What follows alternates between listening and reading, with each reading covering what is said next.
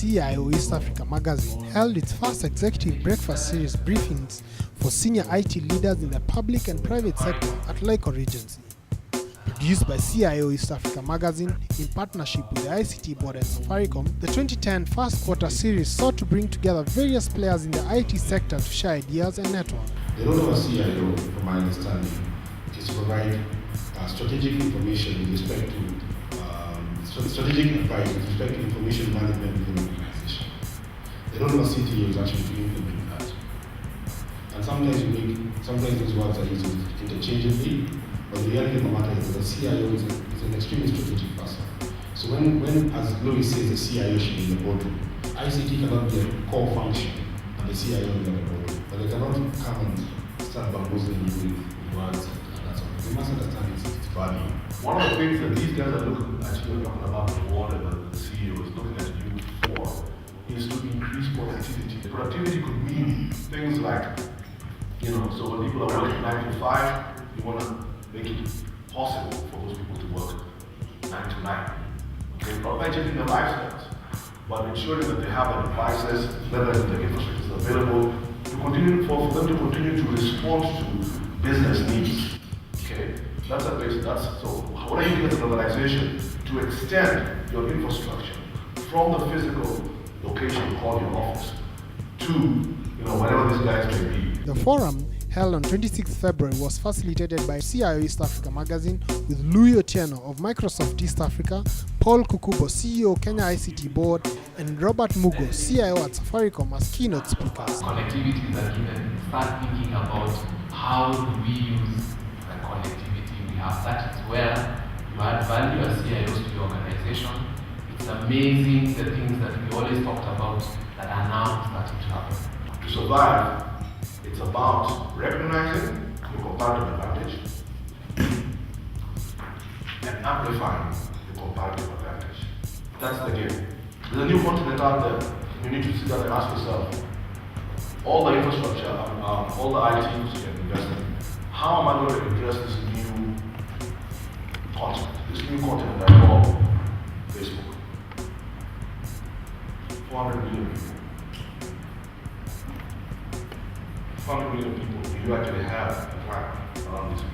The speakers provided compelling arguments on the need for their CIOs to be at the forefront of decision-making in their companies. I think the difference that we will make is when we start looking at technology, not as a phrase or a culture, but more of what you, in your own environment, you're doing as a business. We're going to continue our focus on connectivity. So as you're aware, in the last year we had a lot of huge investments in terms of international connectivity under C-Fiber.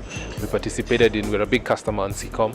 We are the largest shareholder and customer on Teams. So really it's all about connectivity on the international side. The forums seek to network IT leaders to collaborate on business and technology issues, ranging from the impact of local economic conditions to the most pressing national trends affecting IT in the enterprise. The financing regime in this country doesn't favor supporting startups too well. So you find that because these startups are extremely risky, in a very risky environment, it's very hard for some of them to come through.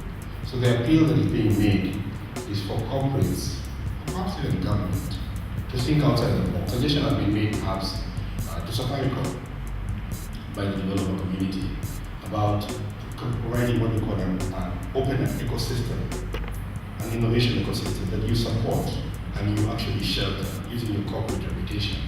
The executive breakfast was also used to prepare CIOs for the year by highlighting key issues and innovations that will change the way IT business is done in Kenya.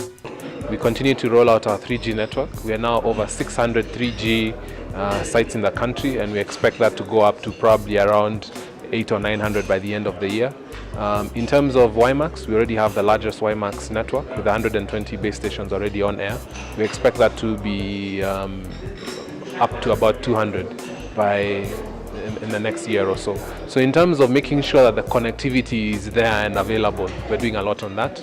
As you're aware, we did purchase capacity on KPLC's fiber, and we'll continue to actually strengthen our national network.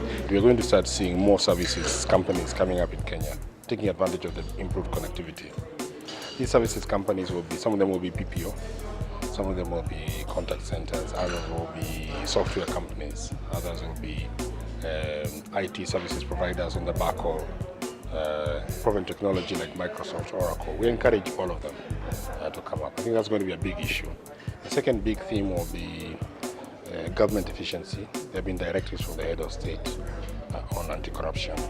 And those will play very nicely with companies that are going to provide solutions that automate and make government more efficient and more transparent.